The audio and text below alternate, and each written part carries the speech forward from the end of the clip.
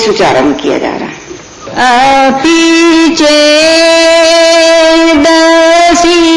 पापेभ्यः सर्वेभ्यः पापकृतमः सर्वं ज्ञानप्लवेनैव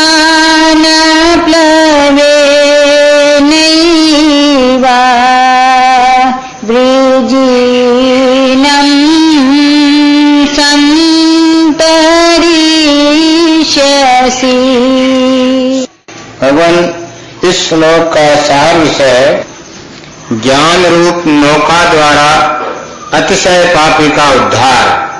ओम आनंदमय भगवान बोले, हे आनंदी लाल, यदि तू अन्य सब पापियों से भी अधिक पाप करने वाला है तो भी तू ज्ञान रूप नौका द्वारा निसंदेह संपूर्ण पाप समुद्र से भली भांति तर जाएगा। पुनः उच्चारण करने की पूजा की जा रही है। भगवान इस श्लोक का सार विषय है ज्ञान रूप नौका द्वारा अतिशय पापी का उद्धार।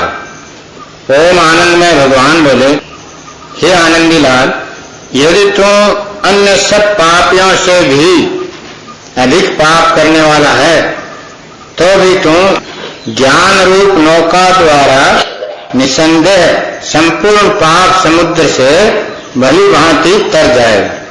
ओम आनंदमय, ओम शांतिमय। भगवान इस श्लोक में ओम श्री विधानाचार्य भगवान ने नाव का उदाहरण देकर इस बात को समझाया है कि यदि तू अन्य सब पापियों से भी अधिक पाप करने वाला है, कि कोई मनुष्य है संसार में, वो जितने ही भगवत विधान विरुद्ध करने वाले मनुष्य हैं, उन सब में से जो सबसे अधिक भगवत विधान के विरुद्ध कर्म करने वाला है, उसी को सबसे बड़ा पापी कहते हैं।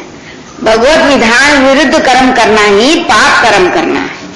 तो जो ऐसा अधिक पापी है, वे भी यदि विधि पूर्वक जो प्रभु पिताजी के सिद्धांत हैं उनको ब्रह्म वेताओं से समझ करके उसकी उपासना करने लग जाएगा, तो ऐसे ही सब पापों से भली भांति तर जाएगा, जैसे नाव में बैठ करके नदी को पार किया जाता है। वो अथाह जल समुद्र से मनुष्य नाव के आश्रय से पार हो जाता है।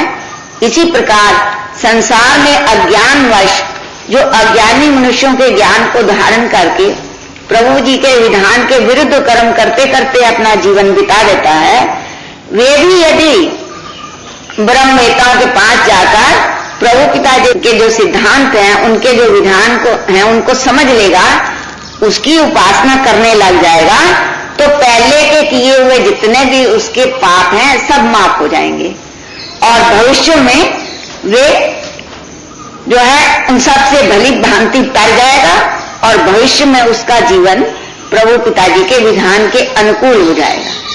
यानी उसके सारे कर्म जो हैं पुण्य रूप होने लगेंगे। ये इस ब्रह्म विधान के ज्ञान को प्राप्त करने का फल बतलाया है, साधन बतलाया है। तो ये नहीं कि कोई पापी मनुष्य है, उसको लोग कहते हैं तो नीच है, पापी है, उससे घृणा करते हैं मानसिक रोगियों से, कि ये इनका तो उद्धार नहीं हो सकता। लेकिन ब्रह्मवेत्ता महापुरुष बतला रहे हैं कि नहीं, अगर वो विधि पूर्वक प्रभु पिताजी के सिद्धांतों को आदर देकर उपासना करेगा तो उसका भी कल्याण हो जाएगा। ओम आनंदमय, ओम शांति में। बोलो श्री आनंदमय भगवान की जय। ओम